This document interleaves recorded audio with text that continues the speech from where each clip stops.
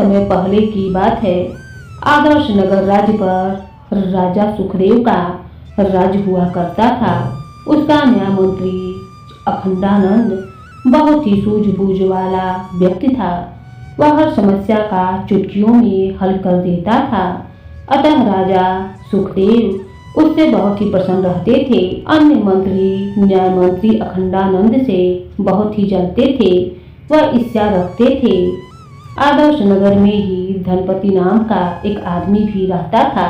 नाम तो उसका धनपति था, परंतु उसके घर में गरीबी बुरी तरीके से अपना डेरा डाले हुई थी। घर में केवल 3 प्राणी थे, स्वयं धनपति, उसकी पत्नी राधा और बुढ़ी माँ। गरीबी के कारण घर में अक्सर ही झगड़ा होता रहता था।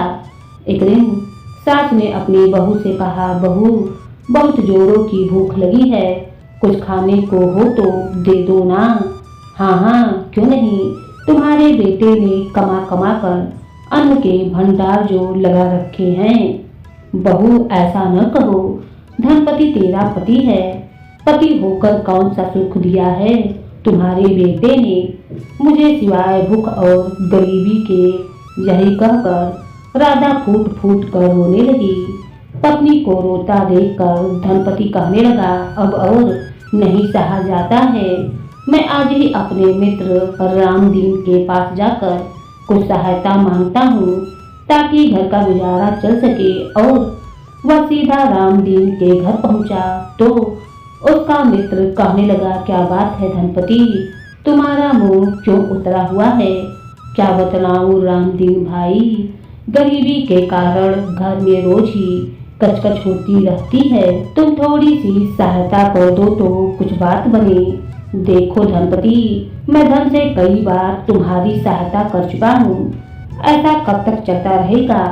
तुम कोई काम धंधा क्यों नहीं करते? जब तुम्हारे पास धन समाप्त हो जाता है तो तुम मेरे पास सहायता मांगने चले आते हो, और मैं मित्रता का लिहाज करके पहले ही तुम्हारी आवश्यकता से अधिक सहायता कर चुका हूँ और तुम्हें एक भी पैसा नहीं दूंगा। भाई, मेरा भी परिवार है, बाल बच्चे हैं, मुझे उनकी भी तो चिंता करनी है। रामदीन, तो इस बार तुम सचमुच ही मेरी सहायता नहीं करोगे? नहीं, बिल्कुल नहीं। मुझसे सहायता मांगने की अपेक्षा तुम कुछ काम करो, मेहनत मजदूरी करो और अपने परिवार का पेट पालो। जाओ, यहाँ से चले जाओ। सुनकर धनपति का मुंह लटक गया और वह निराश होकर वहां से वापस लौट पड़ा। मन में सोचने लगा, मुझे तो रामदीन का ही एकमात्र सहारा था, आज वह सहारा भी छूट गया। अब कैसे क्या होगा? सुबह से अन्न का एक दाना भी पेट में नहीं गया है। आंखों के सामने बार बार अंधेरा छा रहा है। धनपति चलते चलते अपने घर पहुंच गया और उस समय रात हो चुकी थी।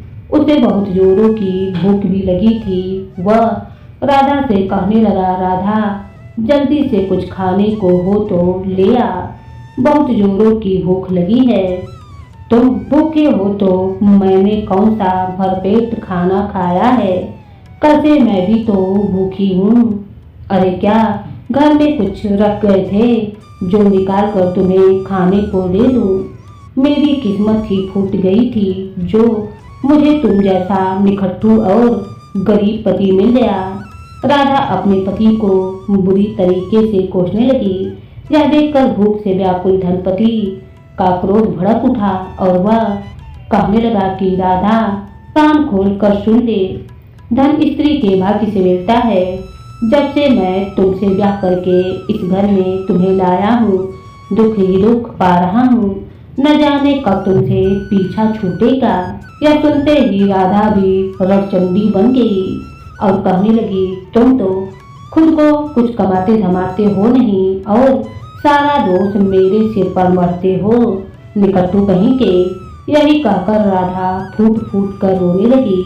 राधा को रोता हुआ देखकर धनपति कहने लगा, रो रो और रो, खूब आंसू बहा। इन घड़ियाली आंसुओं का मुझ पर कोई असर नहीं पड़ेगा। यह रोना और चीख चिल्लाहट सुनकर धनपति की माँ जैसे तैसे गिरती पड़ती वहां पर पहुंच गई और कहने लगी, बेटा और बहू, तुम दोनों ने यह क्या शोर मचा रखा है? रात के समय क्यों झगड़ा कर रहे हो? रोते हुए राधा कहने लगी, झगड़ा मैं नहीं, तुम्हारा कमाऊ बेटा कर रहा है माताजी। कहकर राधा फिर से जोर जोर से रोने लगी। उस समय उसके घर के बाहर से गश्त लगाते हुए दो सैनिक गुजर रहे थे। वे आपस में कहने लगे, लगता है इस घर में कोई स्त्री रो रही है, हमें घर के अंदर चलकर देखना चाहिए, आखिर माजरा क्या है। दोनों घर के अंदर गए और पूछने लगे, क्या बात है, यह रोना पीटना क्यों मचा हुआ है? सैनिकों को सामने देख रोती हुई राधा चुप हो गई। बुढ़ी माँ और धनपति को भी जैसे सांप ने डस लिया हो। यह देखकर दूसरा सैनिक कड़क कर आवाज में बोला, क्यों नहीं, क्या तुम अपनी पत्नी को पीट रहे थे? धनपति ने उसकी बात का कोई जवाब न दिया। वह सोच रहा था कि कितनी शर्म की बात है कि घर की बात राधा के रोने से घर के बाहर पहुंच गई। इधर राधा फिर से धीरे धीरे रोने लगी। यह देखकर एक सैनिक ने धनपति का बाजू पकड़ लिया और कहने लगा, बताते क्यों नहीं, आखिर क्या बात है? क्या बतलाऊं? कुछ बात हो तो बतलाऊं। सैनिक कहने लगा, जरूर इस आदमी ने अपनी पत्नी पर हाथ उठाया है। शायद इसे पता नहीं कि औरतों का अपमान करने वालों को राजा कड़ा से कड़ा दंड देते हैं। सुनकर धनपति को बहुत ही गुस्सा आ गया और वह कहने लगा, बात कुछ भी हो, यह हमारा घरेलू मामला है, तुम लोग बिना पूछे हमारे घर में क्यों चले आए? धनपति की बात को सैनिकों ने अपना अपमान समझा और कहने लगे, तुम्हें इसी समय गिरफ्तार किया जाता है, तुम्हारा निर्णय कल सुबह दरबार में होगा। खींचकर धनपति को बाहर की ओर ले जाने लगे। उसकी माँ और पत्नी सैनिकों को रोकती रह गई। सैनिकों ने धनपति को ले जाकर कारागार में बंद कर दिया और सुबह होते ही उसे दरबार में राजा के सामने पेश किया गया। सैनिक कहने लगा, महाराज, कल रात को यह आदमी अपनी पत्नी को पीट रहा था, इसीलिए हम इसे बंदी बनाकर ले आए हैं। सैनिक की बात सुनकर राजा सुखदेव की त्योरियां चढ़ गईं और वे कहने लगे, अगर इस आदमी ने अपनी पत्नी को पीटा है तो इसे कड़ी से कड़ी सजा मिलेगी। तभी न्याय मंत्री अखंडानंद ने धनपति से पूछा, तुम इस बारे में क्या कहना चाहते हो? क्या कहूँ न्याय मंत्री जी, बड़े दरबार में मैं क्या कहूँ? बस इतना समझ लीजिए कि मेरी पत्नी मुझसे खुश नहीं है, मेरी माँ भी मुझसे नाराज रहती है, घर में हर समय कलेश मचा रहता है। इतना कहकर धनपति चुप हो गया। तब न्याय मंत्री अखंडानंद उससे हंसकर बोला, अपराधी, तुम्हारा अपराध तो बहुत ही बड़ा है। फिर न्याय मंत्री ने राजा सुखदेव से कहा, महाराज, इस व्यक्ति को मुक्त कर दीजिए और राजकोष से इसे कुछ स्वर्ण मुद्राएं भी दिलवा दीजिए। सुनकर राजा सुखदेव ने न्याय मंत्री की ओर चौंककर देखा, परंतु कुछ कहा नहीं। अगले ही पल राजा सुखदेव ने दरबार में मौजूद खजांची से कहा, खजांची जी, इस आदमी को राजकीय कोष से 100 स्वर्ण मुद्राएं लेकर आदर सहित महल के बाहर छोड़ आओ। खजांची धनपति को अपने साथ ले गया और उसे 100 स्वर्ण मुद्राएं देकर विदा कर दिया।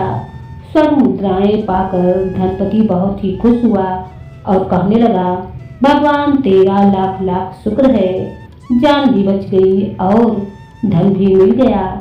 उसी शाम को जब राजा सुखदेव और न्याय मंत्री चालुक्य राजकीय उद्यान में टहल रहे थे तो राजा कहने लगे, न्याय मंत्री जी, एक बात मेरी समझ में नहीं आ रही है।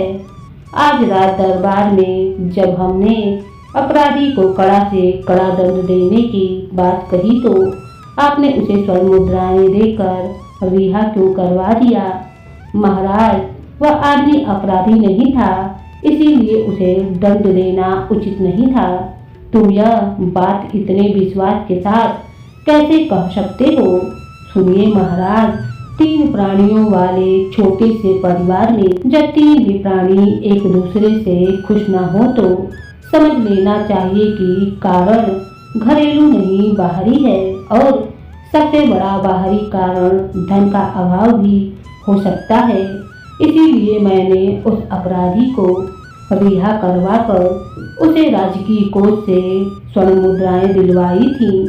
राजा सुखदेव आश्चर्य से न्यायमंत्री की ओर देखकर कहने लगे, न्यायमंत्री जी, हमारे समझ में तो तुम्हारी बात अभी तक नहीं आई। ठीक है महाराज, 5 दिन के बाद ही आप उस अपराधी को सैनिकों द्वारा दरबार में फिर से बुलवाइए, तब मेरी बात प्रमाणित हो जाएगी। ठीक है, हम ऐसा ही करेंगे। 5 दिनों के बाद राजा सुखदेव के आदेश पर धनपति पुनः दरबार में उपस्थित हुआ और कहने लगा, महाराज की जय हो। कहो धनपति, अब तुम्हारे घर का क्या हालचाल है? महाराज, हमारे घर में दरिद्रता की लड़ाई थी। आपके यहाँ से 100 स्वर्ण मुद्राएं मिलने पर दरिद्रता समाप्त हो गई तो घर की लड़ाई भी समाप्त हो गई। अब हमारे दिन बड़े ही मजे से गुजर रहे हैं। घर में किसी को किसी से कोई शिकायत नहीं है। सुनकर राजा सुखदेव ने न्यायमंत्री अखंडानंद से कहा, तुमने ठीक ही कहा था न्यायमंत्री जी, धनपति के घर में धन की ही लड़ाई थी। हम तुम्हारे न्याय का लोहा मानते हैं न्यायमंत्री जी। अब न्यायमंत्री ने धनपति को समझाया, धनपति, तुम्हारे घर का झगड़ा अब तभी तक शांत रहेगा जब तक घर में स्वर्ण मुद्राएं हैं। स्वर्ण मुद्राएं खत्म होते ही तुम्हारे घर में फिर से लड़ाइयाँ होने लगेंगी। यह तो आप ठीक ही कहते हैं न्यायमंत्री जी। धनपति, तुम ऐसा एक उपाय करो जिससे तुम्हारे घर में धन का अभाव हमेशा हमेशा के लिए दूर हो जाए।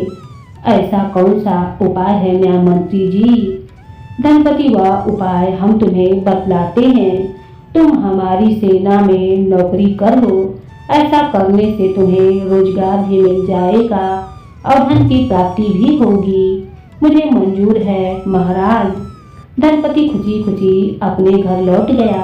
उसी दिन प्रधानमंत्री श्यामदत्त ने मंत्रियों की एक गुप्त बैठक बुलाई और वह कहने लगा, मंत्रीगणों, न्याय मंत्री अखंडानंद बड़ी से बड़ी समस्या को भी पल भर में ही सुलझा लेता है, जिससे राजा सुखदेव उन्हें बहुत ही आदर देते हैं और हर समस्या पर अखंडानंद की राय लेते हैं। हमें पूछते तक नहीं है। यह तो सरासर हमारा अपमान है। हमें कोई ऐसा उपाय करना चाहिए जिससे न्याय मंत्री अखंडानंद महाराज की नजरों में गिर जाएं। तभी एक मंत्री बोला, क्या आप ऐसा कोई उपाय जानते हैं प्रधानमंत्री जी? हाँ, अगर तुम लोग मेरा साथ देने का वादा करो तो मैं तुम्हें एक उपाय बता सकता हूँ। सभी मंत्रीगण एक साथ बोल उठे, प्रधानमंत्री जी, हम सब आपका साथ देने का वचन देते हैं। तब प्रधानमंत्री ने अपनी योजना सबको बतला दी। योजना सुनकर सब कहने लगे, वाह प्रधानमंत्री जी, योजना तो आपने बड़ी ही अच्छी बनाई है।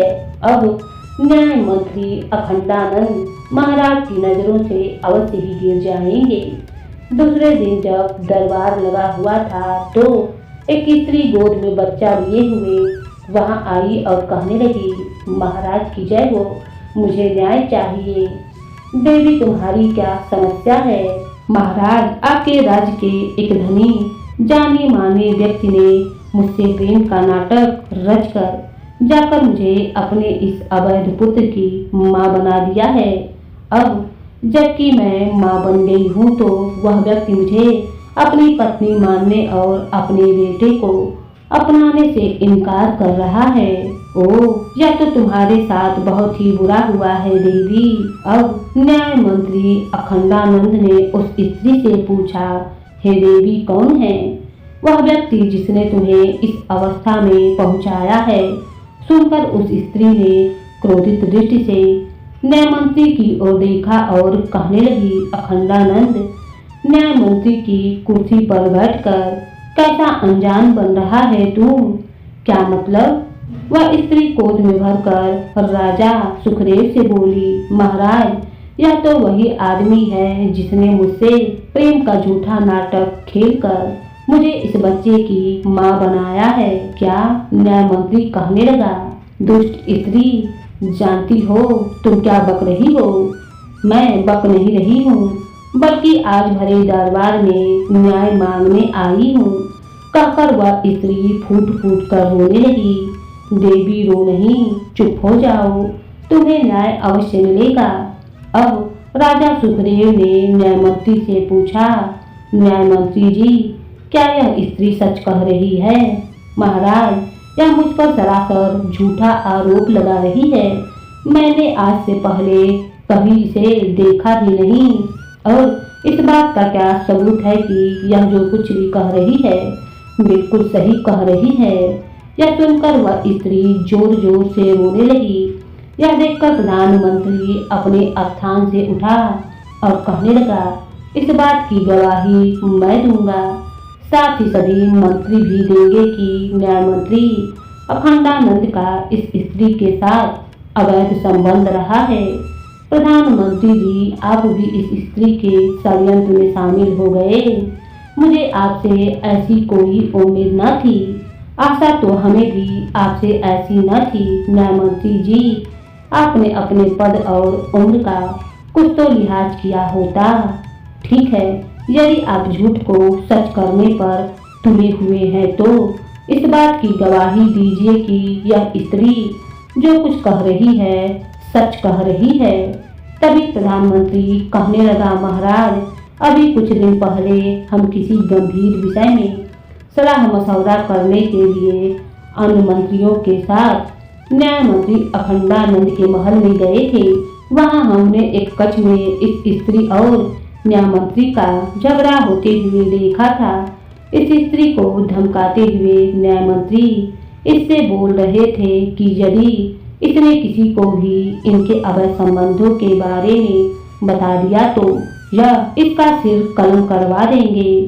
तब यह स्त्री गिड़गिड़ाती हुई न्याय मंत्री के चरणों में गिर गई। अतः हमसे और न देखा गया और हम शर्म से सिर झुकाए हुए सारे मंत्रियों के साथ उल्टे पांव वापस लौट गए। इतना कहकर प्रधानमंत्री चुप हो गया। तभी सभी मंत्रियों ने सम्मिलित स्वर में कहा, महाराज, प्रधानमंत्री जी सच कह रहे हैं। यह सुनकर राजा सुखदेव क्रोधित होकर न्याय मंत्री की ओर देखने लगा और कहने लगा, न्याय मंत्री जी, इससे बड़ी गवाही और कोई हो सकती है? महाराज, मैं फिर भी कहूँगा, यह झूठे हैं। मेरे विरुद्ध कोई षड्यंत्र रचा जा रहा है। चुप रहो न्याय मंत्री जी, आज तक तुम लोगों का न्याय करते आए हो, आज हम तुम्हारा न्याय करेंगे। तुम्हें सबके सामने अपनी गलती स्वीकार करके इस स्त्री को पत्नी और उसके पुत्र को अपना पुत्र स्वीकार करना होगा। यह कदापि संभव नहीं हो सकेगा। महाराज, न्याय मंत्री तुम्हारा इतना साहस कि तुम हमारे आदेश की अवहेलना कर सको। राजा सुखदेव ने तुरंत ही सैनिकों को आदेश दिया, सैनिकों, न्याय मंत्री को गिरफ्तार करके कारागार में डाल दो। सैनिकों ने आगे बढ़कर न्याय मंत्री को गिरफ्तार कर लिया और कारागार में डाल दिया। तब राजा सुखदेव ने सहानुभूति भरे स्वर में फरियादी स्त्री से कहा, हे देवी, हमें दुख है कि तुम्हारे साथ घोर अन्याय हुआ है, लेकिन धैर्य रखो, एक न एक दिन न्याय मंत्री तुम्हें अपनी पत्नी अवश्य ही स्वीकारेंगे। फरियादी स्त्री सिर झुकाए दरबार से बाहर निकल गई। अब राजा सुखदेव सोचने लगा, कभी कभी विश्वास किस प्रकार टूटता है। हम न्याय मंत्री को कितना मानते थे और उन पर कितना विश्वास करते थे। हम उन्हें क्या समझते थे और वे क्या निकले। उस दिन जब राजा सुखदेव दरबार से राजमहल में वापस लौटे तो कुछ उदास थे।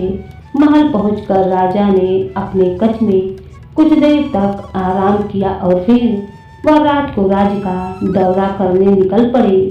जब वे प्रधानमंत्री के निवास के सामने से गुजर रहे थे तो उन्हें कुछ आवाजें सुनाई दी। अन्य मंत्री कह रहे थे, वाह प्रधानमंत्री जी, इस बार तो आपने न्याय मंत्री अखंडानंद को शिकस्त दे दी है। अब न्याय मंत्री जीवन भर के लिए कारागार में ही सड़ते रहेंगे। हाँ महाराज तो हमारे षड्यंत्र को सच्ची बात समझ बैठे थे। भला उन्हें क्या पता कि हमने न्याय मंत्री के विरुद्ध कितना मजबूत जाल बुना था। यह सुनकर राजा सुखदेव ने कक्ष में प्रवेश किया और कहने लगे, प्रधानमंत्री जी, यह तो तुम्हारा भ्रम है कि हम कुछ नहीं जानते। हम सब कुछ जानते हैं। तुमने मंत्रियों के साथ मिलकर बेगुनाह न्याय मंत्री पर बहुत संगीन आरोप लगाया है। हमें तुमसे ऐसी आशा कदापि नहीं थी। राजा सुखदेव को अचानक ही सामने पाकर प्रधानमंत्री और अन्य मंत्री को साफ साफ सूंघ गया। राजा सुखदेव कहने लगा, प्रधानमंत्री जी, प्रधानमंत्री जी, मैं आपको और अन्य मंत्रियों को इस बात की सजा जरूर दूंगा। आपने न्याय मंत्री अखंडानंद के साथ अच्छा नहीं किया है। प्रधानमंत्री और सभी मंत्रीगण राजा से क्षमा मांगने लगे। महाराज, हमें क्षमा कर दीजिए, इसमें हमारी कोई गलती नहीं है। आप तो केवल न्याय मंत्री अखंडानंद को ही योग्य समझते हैं और हम पर बिल्कुल भी ध्यान नहीं देते। दरबार में हमारी कोई राय नहीं लेते हैं।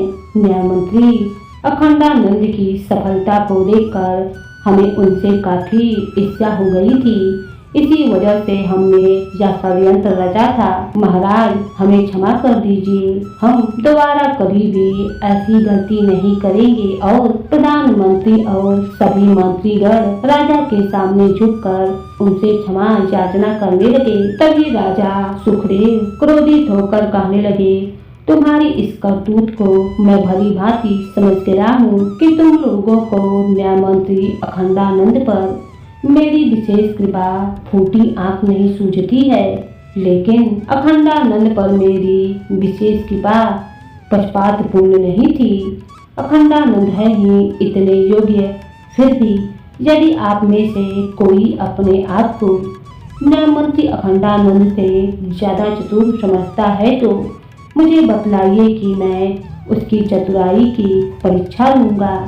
तब प्रधानमंत्री कहने लगा, महाराज, मैं परीक्षा देने के लिए तैयार हूँ। सुनकर राजा सुखदेव ने कक्ष में अपनी दृष्टि दौड़ाई और एक कोने में उन्हें बड़ी सी रस्सी पड़ी हुई दिखलाई दी। राजा ने वे रस्सी उठाई और कहने लगे, प्रधानमंत्री जी, इस रस्सी को ले लो। आज शाम तक तुम्हें इसी रस्सी से 5000 स्वर्ण मुद्राएं इकट्ठी करनी है।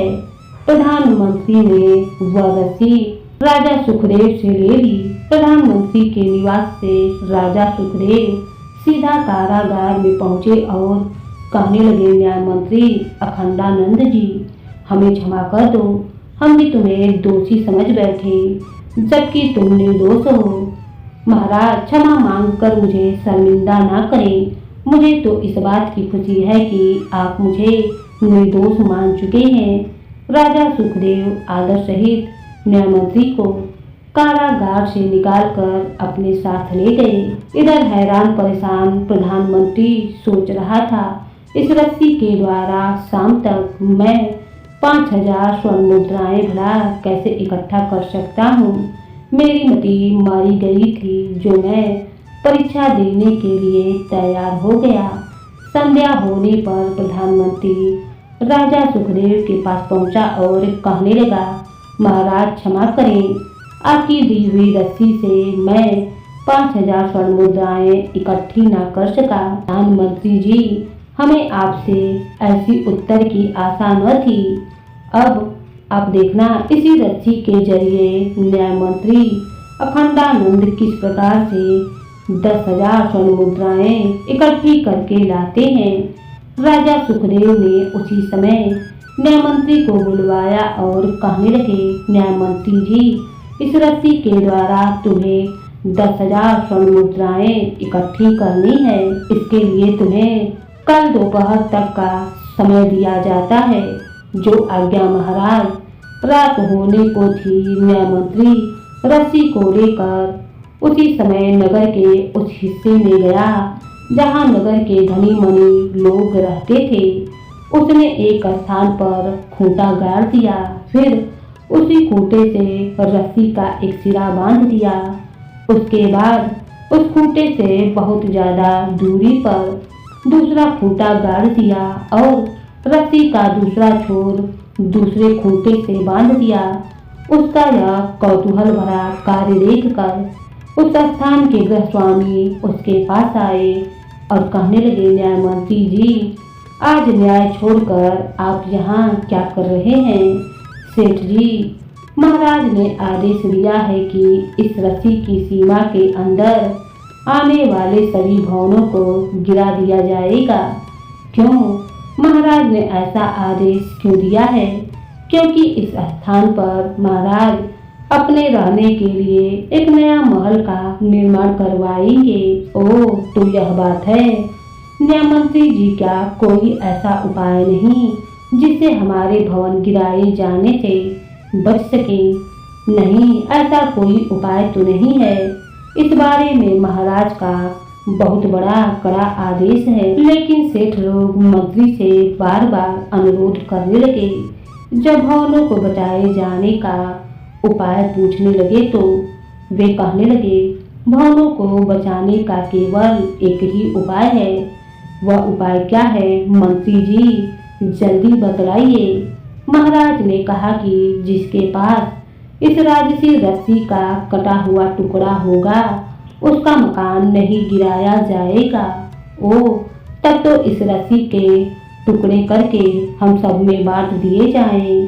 तब न्याय मंत्री ने कहा, इस रस्सी के टुकड़े तुम लोगों को मुफ्त में नहीं मिलेंगे। रस्सी के एक टुकड़े की कीमत 250 स्वर्ण मुद्राएं हैं। ठीक है मंत्री जी, हम रस्सी के टुकड़े की यह कीमत देने को तैयार हैं। सुनकर न्याय मंत्री ने खूंटे से रस्सी खोलकर उसके छोटे छोटे टुकड़े कर दिए। अब सेठ अपने अपने घरों से ला कर न्याय मंत्री को स्वर्ण मुद्राएं देने लगे और उससे रस्सी के टुकड़े लेने लगे। शीघ्र ही स्वर्ण मुद्राओं की थैलियों से सारा रथ भर गया। दूसरे दिन प्रातः ही न्याय मंत्री राजा सुखदेव के पास पहुँचे और कहने लगे, प्रणाम महाराज।